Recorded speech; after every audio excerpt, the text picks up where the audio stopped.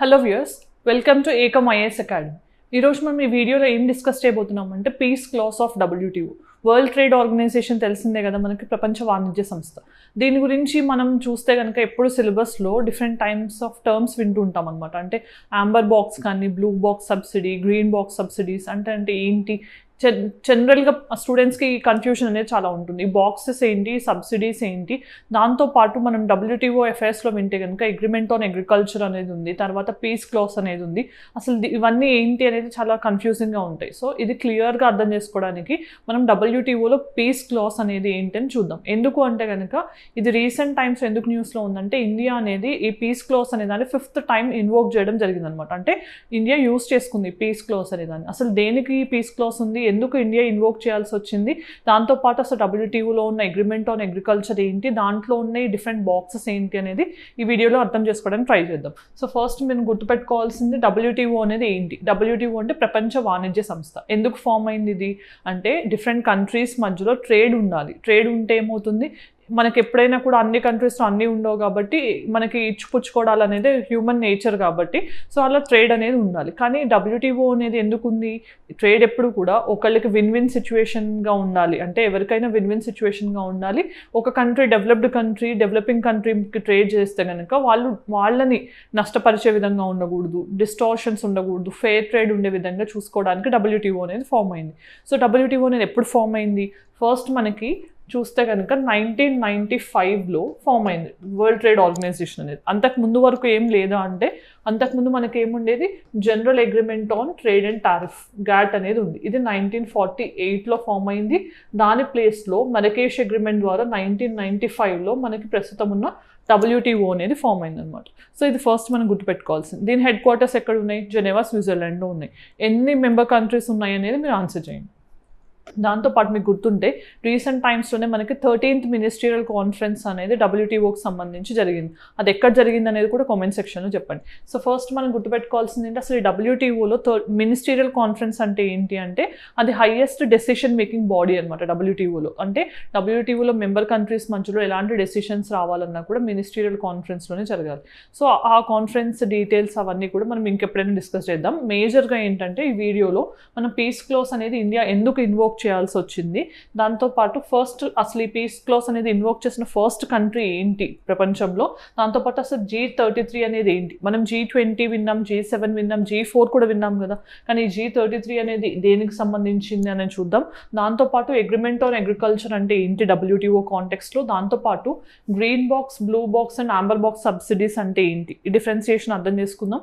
Way forward కూడా చూద్దాం. So first మనం గుర్తుపెట్టుకోవాల్సింది ఇది ఎకానమీ పాయింట్ ఆఫ్ వ్యూలో, అగ్రికల్చర్ పాయింట్ ఆఫ్ వ్యూలో important, at the same time IR context కూడా ఇంపార్టెంట్. సో ఫస్ట్ టైం మనం వైన్ న్యూస్ ఎందుకు చూసామంటే, ఇండియా అనేది ఈ పీస్ క్లాస్ అనే దాన్ని 5th టైం ఇన్వోక్ చేసింది అనమాట. ఎందుకు ఇన్వోక్ చేసింది, పీస్ క్లాస్ అంటే ఏంటి అంటే, ఎప్పుడైనా కూడా WTOలో మెయిన్ థింగ్ ఏంటంటే, డెవలప్డ్ కంట్రీస్ ఒకవైపు, డెవలపింగ్ కంట్రీస్ ఇండియా లాంటి కంట్రీస్ ఏవైతే ఇప్పుడిప్పుడే అభివృద్ధి చెందుతున్న దేశాలు ఉన్నాయి, వాళ్ళకి మధ్యలో ఏదైనా డిస్ప్యూట్స్ వస్తాయి. ఫర్ ఎగ్జాంపుల్ ఇక్కడ మోస్ట్ ఆఫ్ ద టైమ్స్ ఏం జరుగుతుంది, డెవలప్డ్ కంట్రీస్ అంటే అభివృద్ధి చెందిన దేశాలు, US కానీ, యూరోపియన్ కంట్రీస్ కానీ, వాళ్ళకి ఆల్రెడీ టెక్నాలజికల్ పరంగా అడ్వాన్స్డ్ ఉంటారు, ఎకానమీ పరంగా అడ్వాన్స్డ్ ఉంటారు కాబట్టి వాళ్ళకి ఎక్కువ ప్రొడక్షన్ ఉంటుంది. సో వాళ్ళు ఏం చేస్తారు, డెవలపింగ్ కంట్రీస్కి అంత ప్రొడక్షన్ ఉండదు, at the same time population ఎక్కువ ఉంటుంది కాబట్టి ఎలాంటి సబ్సిడీస్ వాళ్ళు ఇవ్వకుండా ఉంటే, వీళ్ళ నుంచి మనం అంటే డెవలప్డ్ కంట్రీస్ నుంచి మనం ఇంపోర్ట్ ఎక్కువ చేసుకుంటే వాళ్ళకే లాభం కదా, అందుకని ఏం చేస్తారు వాళ్ళు, మనం ఎక్కువ సబ్సిడీస్ ఇవ్వకుండా చూడటానికి ట్రై చేస్తారనమాట. సో వాళ్ళు ఏంటి, నార్మల్గా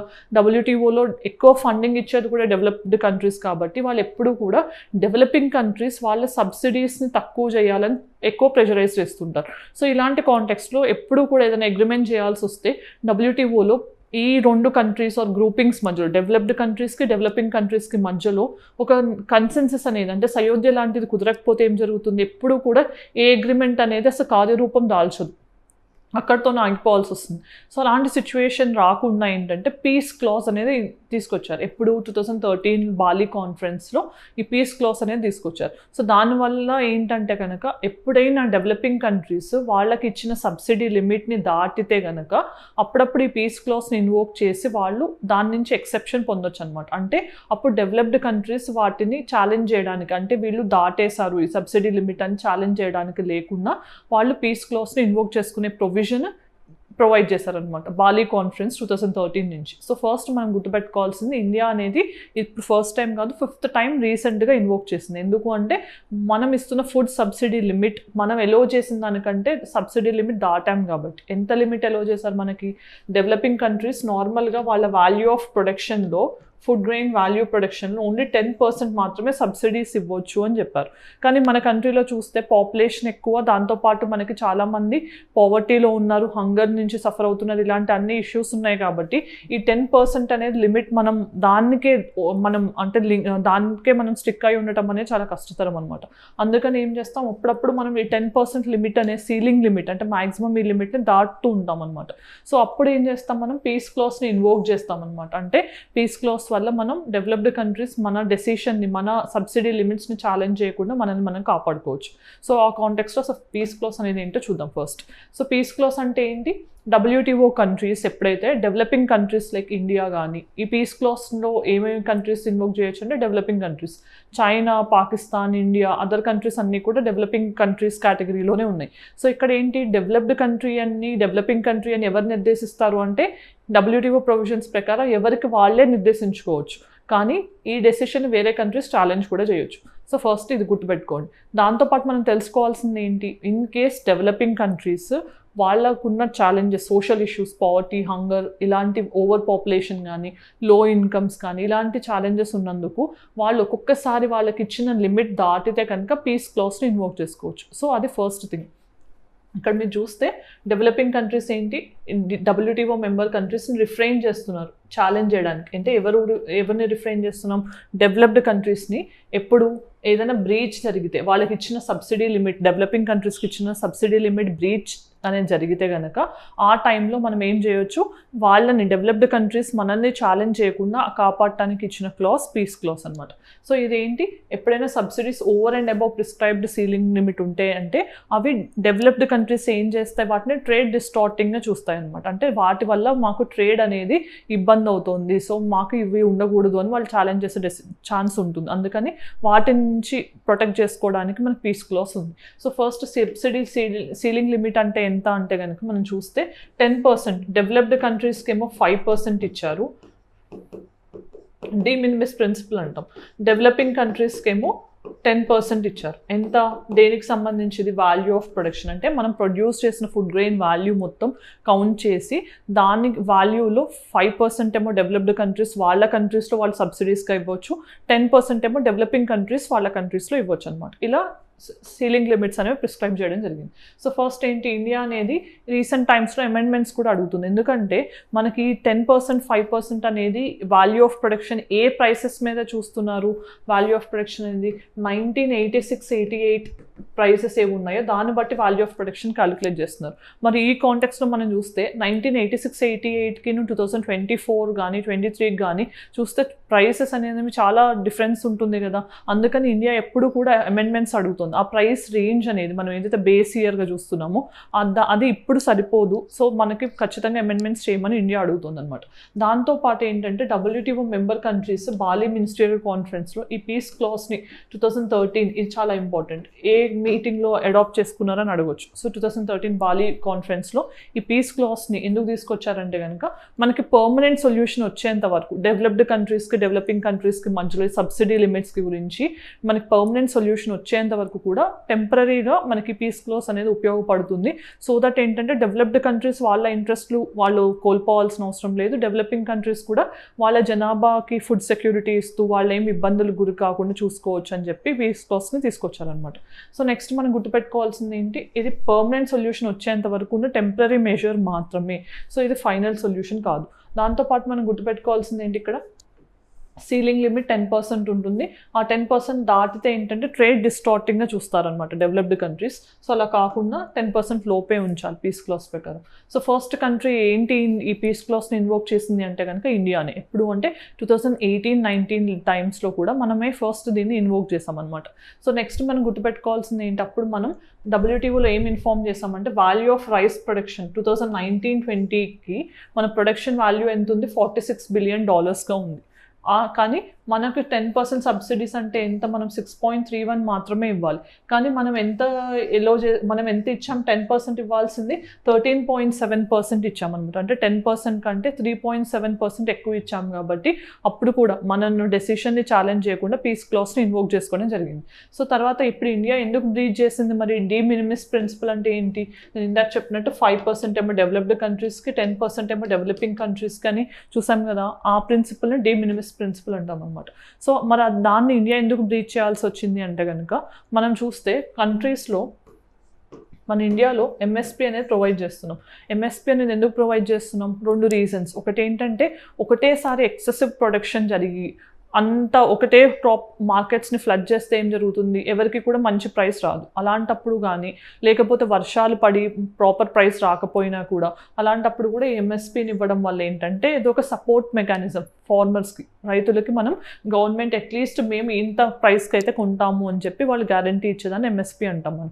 సో ఇక్కడ ఈ ఎంఎస్పీ ఇవ్వడం వల్ల మెయిన్ ఉద్దేశం ఏంటి, ప్రొడక్షన్ పెంచడంతో పాటు ప్రొడక్షన్ తర్వాత కూడా వాళ్ళకు ఒక భరోసా లాగా. సో ఈ ప్రొడక్షన్ ద్వారా ఎంఎస్పీ ఇవ్వడం ద్వారా మనం ప్రొక్యూర్ చేసిన దానంతా ఏం చేస్తున్నాం, పీడిఎస్ ద్వారా సప్లై చేస్తున్నాం. పీడిఎస్ ద్వారా సప్లై చేస్తున్నాం అంటే ఏంటి, మనం ఫుడ్ సెక్యూరిటీని అచీవ్ చేయడానికే కదా ట్రై చేస్తుంది.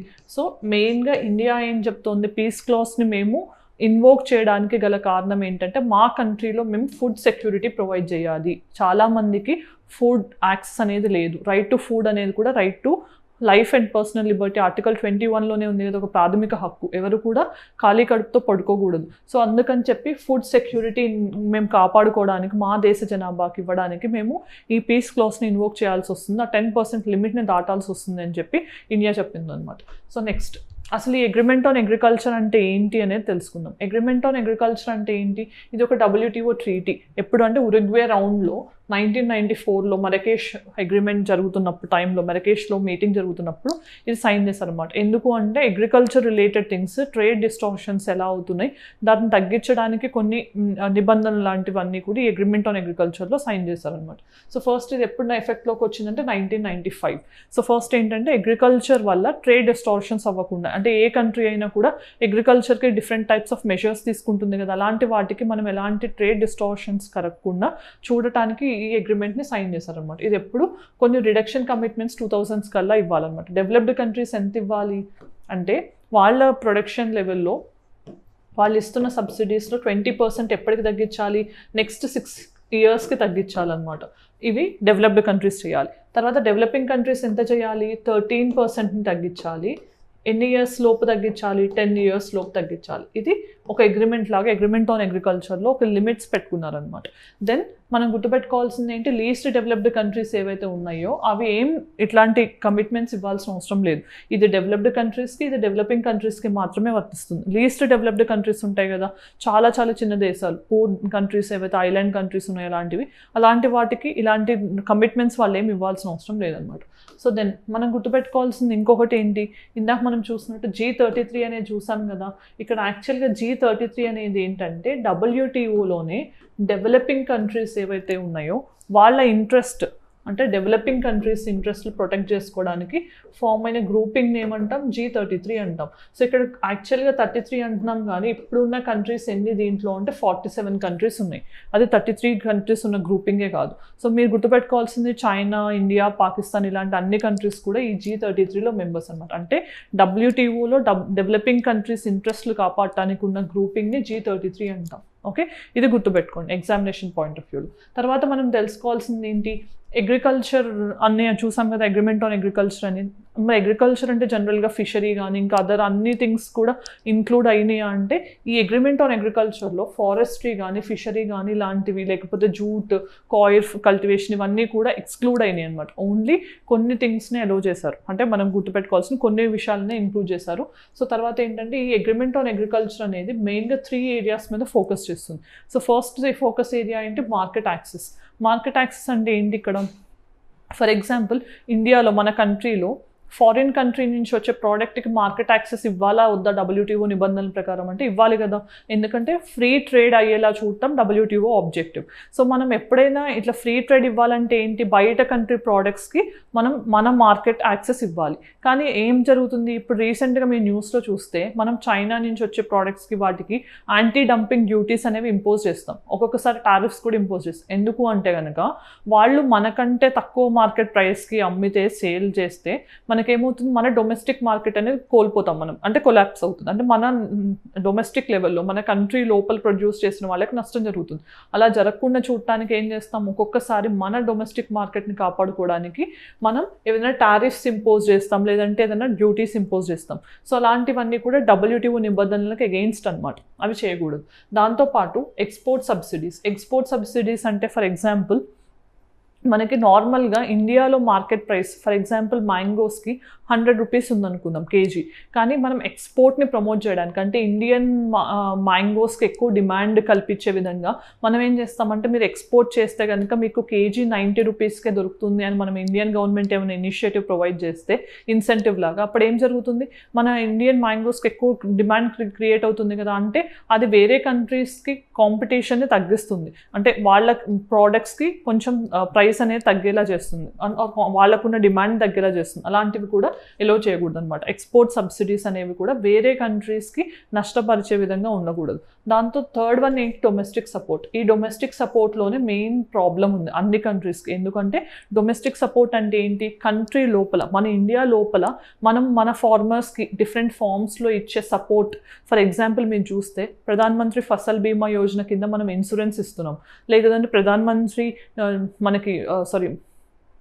మనం PM కిసాన్ కింద మనీ ఇస్తున్నాం కదా, ఎవ్రీ ఇయర్ 6,000 రూపీస్ ఇస్తున్నాం, లేకపోతే ఫ్రీ ఎలక్ట్రిసిటీ ఇస్తున్నాం. ఇవన్నీ ఏంటంటే మన ఫార్మర్స్కి మనం ఇచ్చుకుంటుంటే మన డెవలప్డ్ కంట్రీస్కి బాధ ఏంటి అంటే కనుక, అలా ఇవ్వడం వల్ల ఏమవుతుంది? మీ ప్రొడక్షన్ అనేది పెరుగుతుంది. మీ ప్రొడక్షన్ పెరిగితే మీరు మా దగ్గర నుంచి తీసుకోవాల్సిన అవసరం ఉండదు కదా. అలాంటప్పుడు అసలు WTO ఫ్రీ ట్రేడ్ అనేది ఎలా రియలైజ్ అవుతుంది అనేది వీళ్ళ వాదన అనమాట. అంటే డొమెస్టిక్ సపోర్ట్ అనేది కూడా ఎలా పడితే అలా ఇస్తే ఏమవుతుందంటే, మనం రెస్ట్రిక్టెడ్గా ఇవ్వకుండా, కంట్రోల్డ్గా లేకుండా ఇస్తే ఏమవుతుందంటే WTO ఫ్రీ ట్రేడ్ అనే మెయిన్ ప్రిన్సిపల్ని మనం వైలేట్ చేస్తున్నట్టు అవుతుంది. అందుకని చెప్పి డొమెస్టిక్ సపోర్ట్ని లిమిట్ చేయమని చెప్పి డెవలప్డ్ కంట్రీస్ అన్నీ కూడా ఇండియా లాంటి కంట్రీస్ మీద ఒత్తిడి తీసుకొస్తున్నాయి అనమాట. ఈ కాంటెక్స్లోనే మనకు తెలుసుకోవాల్సింది 3 బాక్సెస్ ఉన్నాయి డొమెస్టిక్ సపోర్ట్లో భాగంగా. ఆ బాక్సెస్ ఏంటనేది నేను ఇప్పుడు ఎక్స్ప్లెయిన్ చేస్తాను. ఇది ఈజీయే, చాలా క్లియర్గా అర్థం చేసుకోవచ్చు, మీరు కన్ఫ్యూజ్ అవ్వకుండా వినండి. సో గ్రీన్ బాక్స్, నార్మల్గా నేను ఇంతకుముందు కూడా చెప్పాను, ఈ బాక్సెస్ని మీరు జనరల్గా ఏంటంటే ట్రాఫిక్ సిగ్నల్స్తో ఈక్వేట్ చేసుకోండి. గ్రీన్ అంటే మనం గ్రీన్ పడితే ఏమవుతుంది? మనం వెళ్ళొచ్చు అని కదా అర్థం.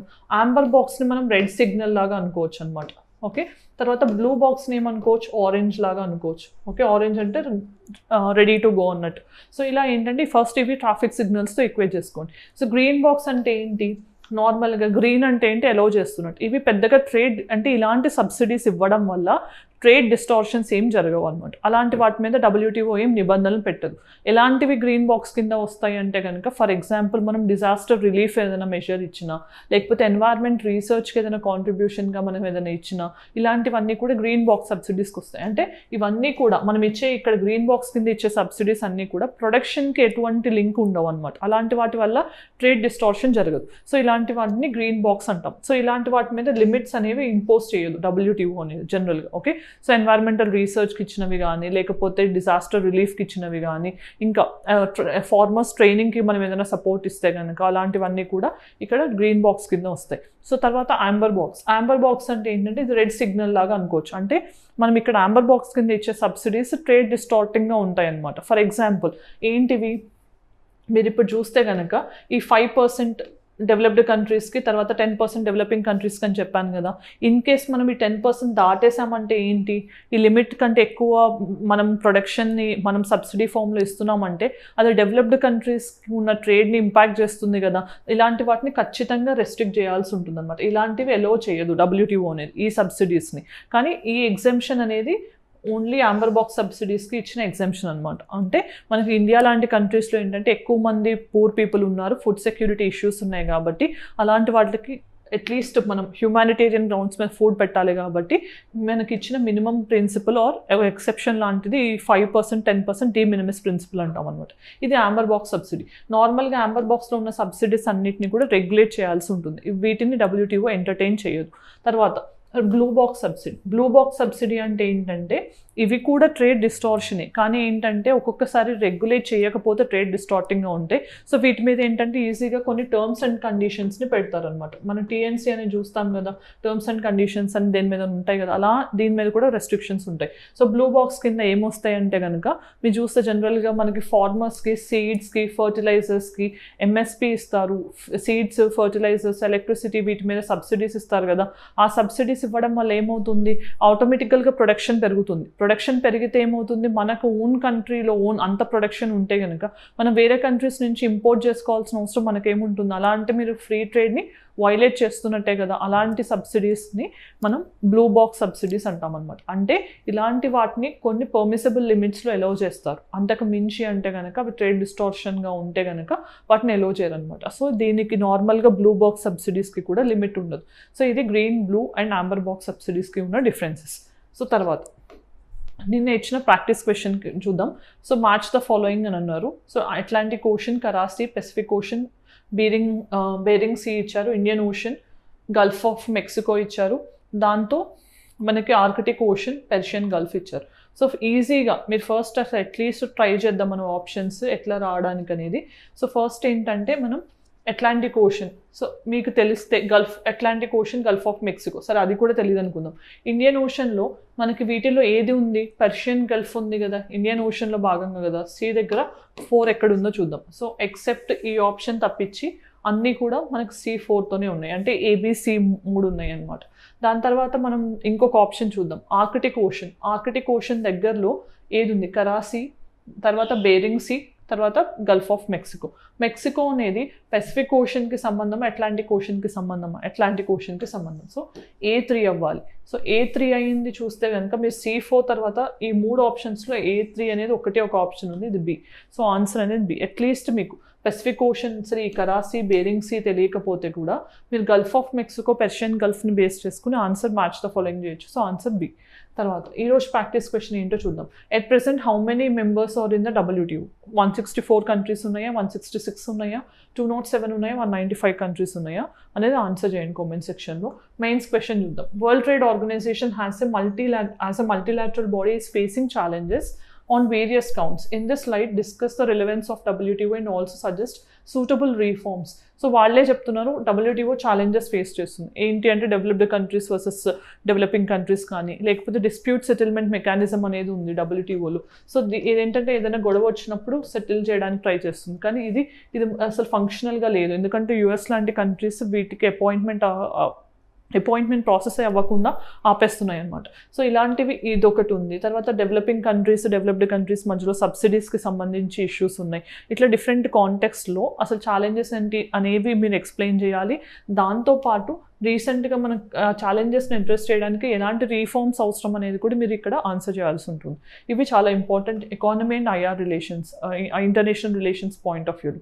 సో మనం వీడియో ఎండింగ్కి వచ్చేసాం కాబట్టి ఈరోజు వీడియోలో WTOకి సంబంధించి మనం పీస్ క్లాస్ అంటే ఏంటి, ఇండియా ఇన్వోక్ చేయడానికి రీజన్ ఏంటి, దాంతోపాటు మనం అసలు అగ్రిమెంట్ ఆన్ అగ్రికల్చర్ ఏంటి, దాంట్లో ఉన్న domestic support related issues, Amber box, green box and blue box subsidies అంటే ఏంటి అనేది ఈ వీడియోలో డిస్కస్ చేసాం. Thank you for watching. Have a good day.